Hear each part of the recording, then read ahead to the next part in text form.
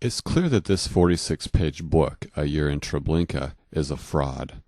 But how could Wernick have made the mistakes he made? In other words, why couldn't he lie very well? How could somebody not know that bodies don't burn on their own, that bullets that penetrate the clothing aren't likely to stop at the skin? For one, Wernick was born long ago, 1891. At that time, Poland might not have been as modernized as Germany, the United States, or England. Then there's Polish Yiddish culture. Perhaps it wasn't in some ways as modernized as, say, German Yiddish culture. Perhaps it was very urban, and thus Wernick didn't know a lot about the country.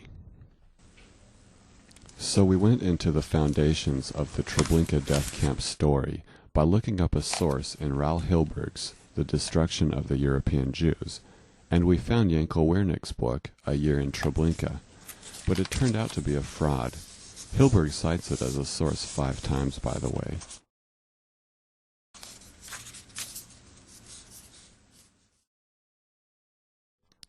But maybe other Holocaust scholars are more discerning. Let's take Yitzhak Arad.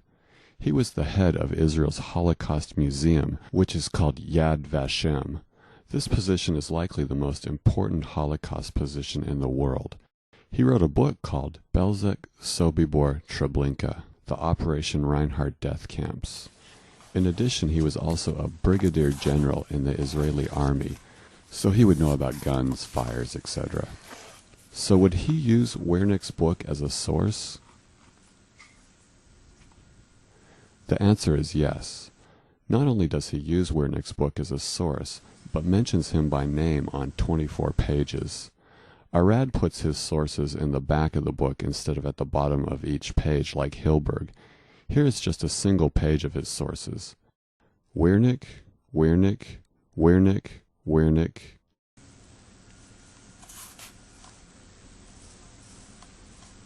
Wernick, Wernick, Wernick, and Wernick.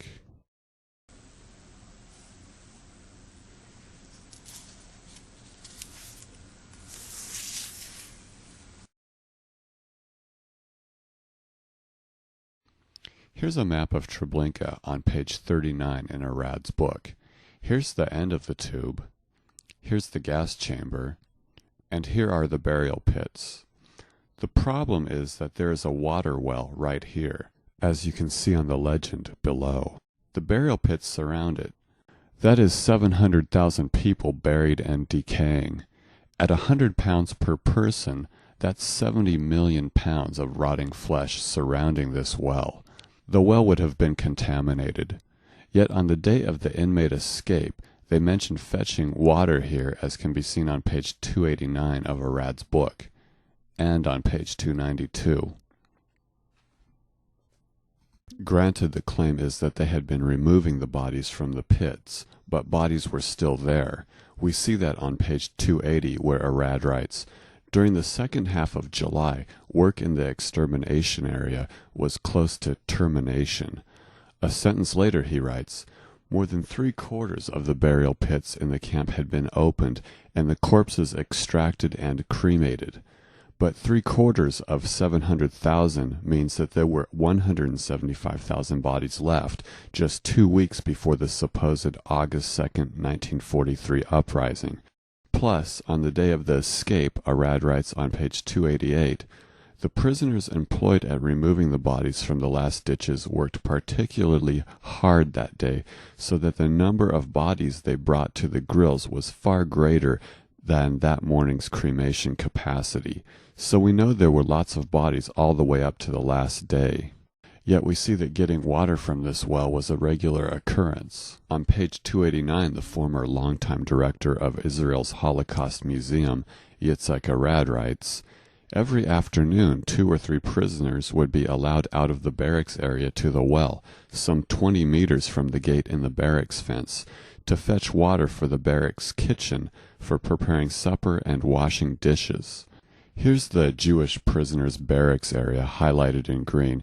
Here's the fence, and we see the well some 20 meters away, or 65 feet. Thus we saw the barracks area and the well, which is some 20 meters away from the gate in the barracks fence. On the day of the escape, Arad writes, the work of carrying the water was executed slowly that day, and the quantity of water brought to the kitchen was greater than usual. Again, we need to think of the historical demographic of the storytellers. Similar to Yankel Wernick, they were urban, with likely having little formal education. Water wells being largely a rural thing, they had no idea there was a conflict between the mass burial of millions of pounds of bodies and a water well in the middle of that.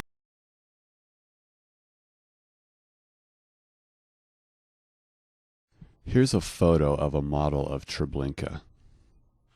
So the train comes in here, the people get out here, come into this courtyard, go through this fence, the men go to this side stripped naked, walk over here, the women go to this side stripped naked, then they go through this path called the tube to the gas chambers here, where they're gassed, killed, and thrown into the outlying pits. Somewhere between the train and the pits for the women, there's a haircut, and that makes no sense. If you're going to get off the train and get gassed within the hour and then thrown into a pit, what is the point of a haircut? With scissors from them, we took benches of hair, cut off, threw on the floor to the side. In about 2 minutes, has to be finished. Not even 2 minutes. Because there was a line waiting to come up the next to it. And that's how we worked. Except that's not how it would have worked. The Germans did shave heads as a life-saving measure to prevent the spread of lice-infected typhus. People like Bomba and Wernick didn't understand that, so they include it in their Treblinka stories. Wernick and Bomba were likely shipped east where they had seen the Germans cutting the hair.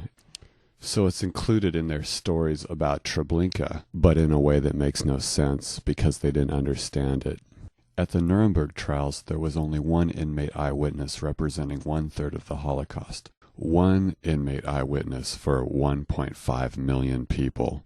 And look how believable his testimony is. His name was Samuel Rosman and claimed to have been at Treblinka. When on the stand at the Nuremberg trials, he was asked why they cut off the women's hair. His reply, according to the ideas of the masters, this hair was to be used in the manufacture of mattresses for German women. That makes a lot of sense, doesn't it?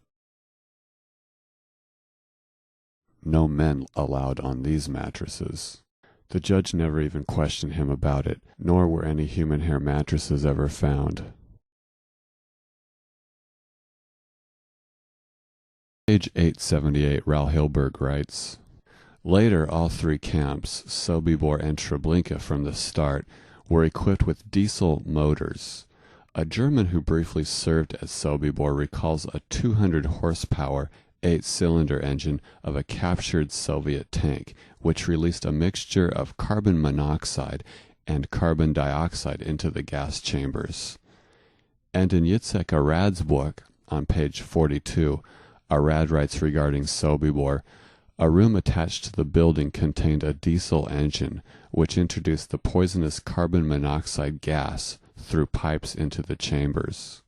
The problem with this story is that there is hardly any carbon monoxide in diesel exhaust.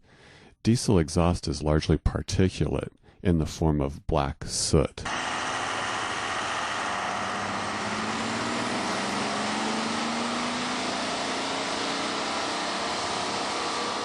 There's also a lot of air that goes into the engine but doesn't react, and then goes out the exhaust pipe as air.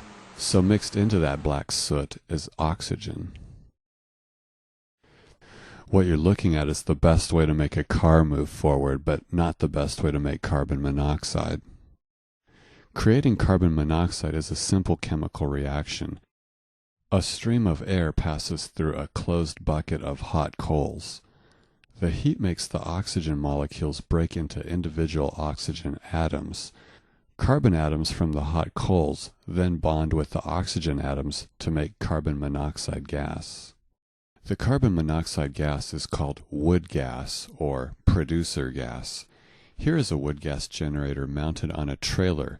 The canister is filled with wood chip coals. In this video, we're looking at the black canister on the right. The white water heater is actually resting against the barn. Producing carbon monoxide is a simple process, and the Germans would have known that. Here's a list of the Nobel Prize winners in chemistry in the roughly 20 years before the beginning of the war. Here are the Americans, and here are the Germans.